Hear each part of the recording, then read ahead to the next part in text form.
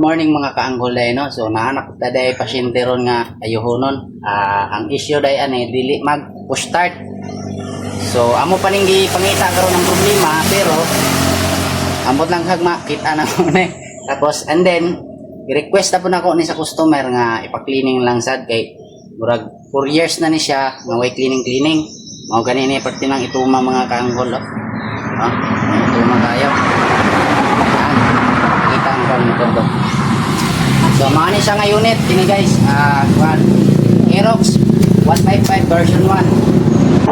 Ako na siyang gitangtang tangtangan na po na ako ng tangke kaya ilisan mo na mo ng filter sa gasoline para yung tangke ana siya. So unyang napitan ni na mo lihokon kay maniud to sa amin kay gutom naman. So okay guys, tapos na kaming kumain. Sisimulan namin ngayon tong ayusin yung motor na napayo sa amin. So time lapse.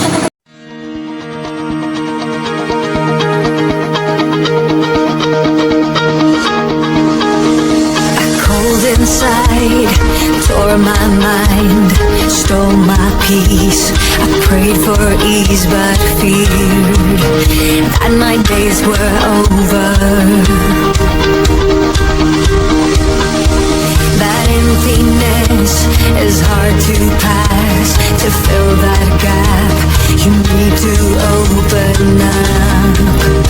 All your days are over, but you send your light. Lunod na ko sa machine. Guys, so tinang ituma. Ito na tayo.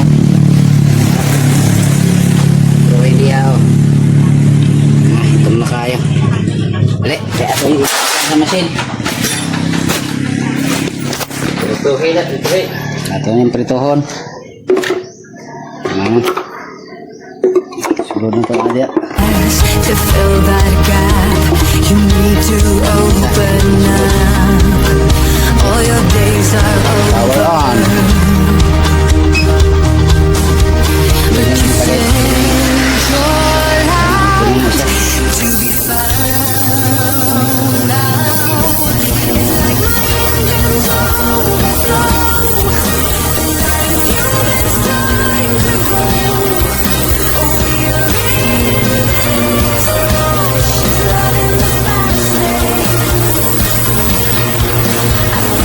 Fuel filter guys, okay na po.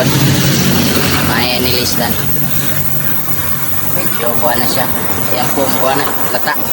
Ari ang bago. Nice. So ayan guys, human na mo ginlo yung throttle body ani. So human na ni itaod. Para mapaandam natong motor. Okay, let's go.